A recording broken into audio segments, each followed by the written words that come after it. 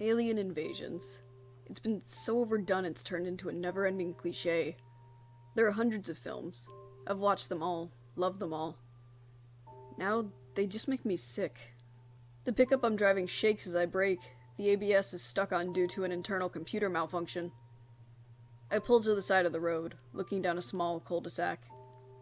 The house is vacant, windows broken as the empty darkness inside stares back at me. Most of the houses are missing their front doors, scratch marks littering the outsides. I pull up to a house, its red door hanging from one rusty hinge. A basketball hoop lies in the front yard, decaying into the soft ground. I used to live here. I close my eyes as instants of my life dash behind my lids, floating somewhere in the tiny space of time before the world grew so dark, so cold, and so empty. A faint music fills the air and it draws my attention. It's an ice cream truck. The same one I once used to race to when I heard its lilting song, money crumpled in tiny clenched fists. The speakers are wheezing the old song as a tire spins lazily in the summer breeze. I hum the tune softly to myself. Singing has always calmed me when I'm nervous. I check the mirrors before cautiously opening the doors, my eyes scanning for movement as I tug the shotgun from the space behind the driver's seat, clicking it open to check that it's loaded. Papers from overturned trash bins flutter against my feet as I make my way to my house, making sure not to touch the door, lest it creak and alert anyone, or thing, to my presence within the silent universe of my childhood. I move across the muddied white tiles silently, pausing as I place my foot on the first step. I've snuck out enough times to know that only the fifth and eighth steps squeal when you press onto them. I survey the first two bedrooms. Their occupants, my parents and grandmother, long since gone. I move to the old dresser in my parents' room, my mother's perfume resting upon its smooth surface, the only thing untouched in the room filled with splintered furniture and torn clothes. I lightly trace my finger along its glassy surface, the amber fluid gently swirling as I do. My palm closes over it before I comprehend the action, bringing it to my pocket before letting it sink to the bottom. Out of the corner of my eye, I catch the colored beads to my room swaying, rattling together. I shoulder the gun, heart beating against the confines of my ribs. I fight the urge to call out. It would do no good. My parents wouldn't hide from me, and if it was one of them... God, I was dead. I slowly make my way past the bathroom, its door missing, the shower curtain ripped and laying upon the floor. Shakily, I part the beads with one, then two, then three fingers, making the space just large enough to fit through. They part with ease and I replace them soundlessly. I'll only get the decency of one shot before it will overtake me. I see something move in the corner, behind my bed. My childhood sheets are ripped and my lamp is laying on the floor still on.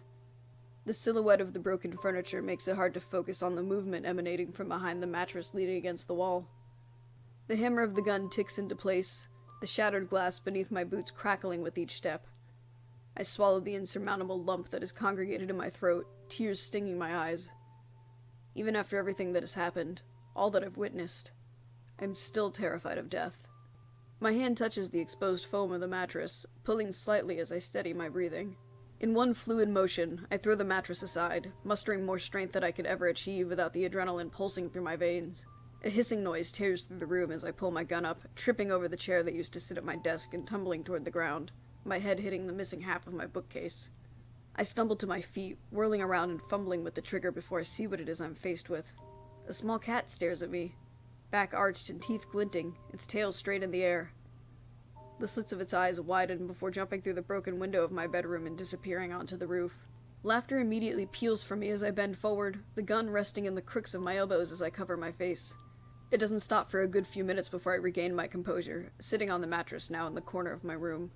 With tear-stained cheeks, I turn my attention to the gray sky beyond the broken glass, my stomach turning in hatred. We were always so focused on the sky, building large machines to shoot radio waves into the dark abyss just outside our reach, expecting an answer to the thousands of broadcasts that littered the darkness.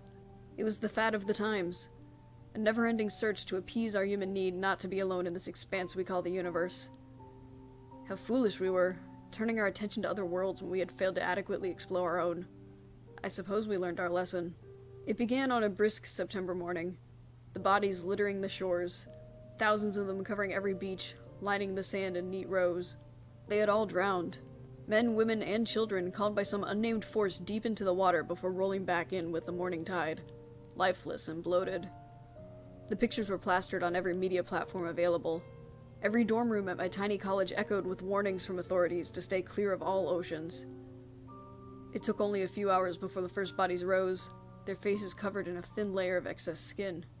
They controlled everything in a matter of days, posting on our websites, taking control of television networks. Whatever they were, they spread quickly, all contact with them ending in infection.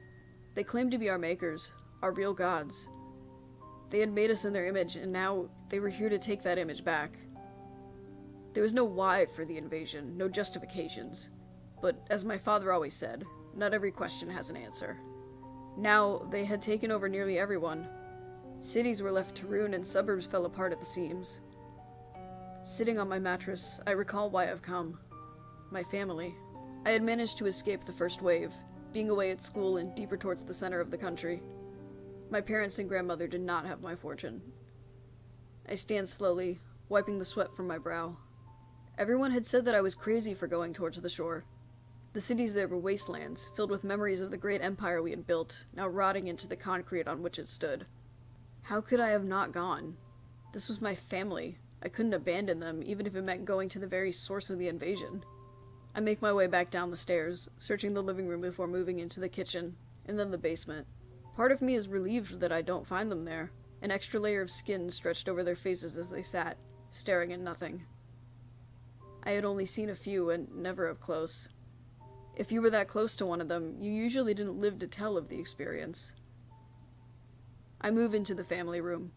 The TV is smashed into the fireplace, making it appear as if some sadistic version of Santa Claus had delivered the broken present, shards of glass resting on the dark wood. A soft rustling noise draws my focus from the destroyed room to just outside the large glass windows, still intact. In the yard, there are nearly a dozen figures, their bodies slightly shifting from side to side. Katie. The voice is a raspy whisper, but certainly recognizable. I hold my breath, water spilling from the corners of my eyes, rolling over flushed cheeks. Dad? My voice wavers as I speak, losing confidence as I open the screen door and step onto the patio. You've come home. The figure of my grandmother moves forward, the light skin over her features stretching as she smiles beneath the layer of flesh. I cover my mouth with my hand, sobbing. Shh, don't be afraid, sweetie. It's just us. We've come to welcome you. My father moves forward as well, arms opening to embrace me. Stay back! I shout, raising the gun shakily and loosely aiming it in the direction of what was once my father. He pauses mid-step, turning his head to the side like a confused dog before slowly lowering his arms to his sides. I was hoping you wouldn't be so obstinate. You were always so like your mother. The massive faceless figures part and something stumbles forward before falling to the ground. My mother is tearing at the white layer partially obscuring her face, covering her eyes. Her favorite sundress was stained with grass and blood, fingernails raw and bleeding. I retreat backwards, falling against the side of the house for support. She'll be all right, baby. My grandmother moves to stand next to my father. Soon she'll see that we are going to be a family again. She just needs to see her little girl agree too. My hands loosen on the gun. I can't shoot them. I just can't. They're wearing their clothes, speaking in their voices. My mother wails from the grass, crawling towards me. On instinct, I reach for her hand, our fingers almost touching before she stops, a gentle tremor in her fingertips.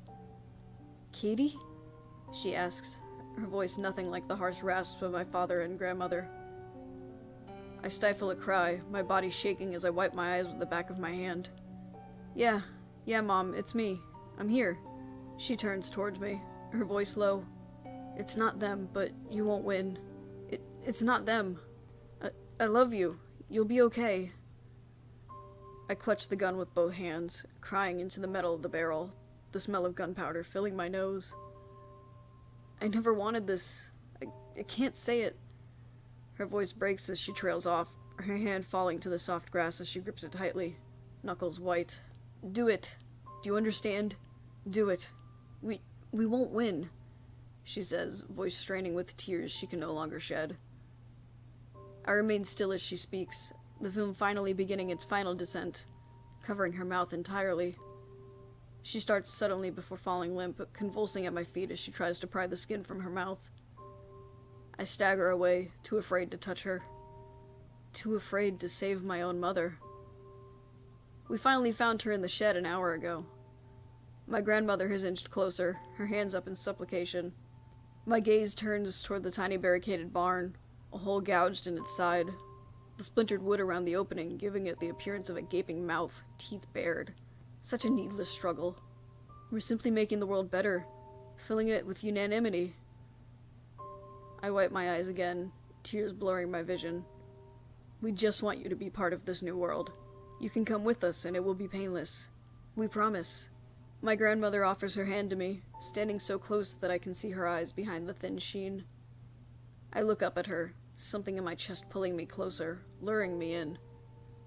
Okay, I whisper, pulling myself to my full height as I look to my mom lying in the grass, blood seeping from behind the white mask that now covers the face I'd seen 1,000 times. I'm gonna do it, Mom, I whisper, turning to face my grandmother. I'm gonna do it. I slide the gun through my hands, tapping the end with my finger. My eyes close as I take in the last few memories of my childhood home, enjoying the simplicity of the bygone days. I hardly feel the gun slide between my teeth, the tangy metal permeating my mouth. Nor do I hear the shot that rings through the air.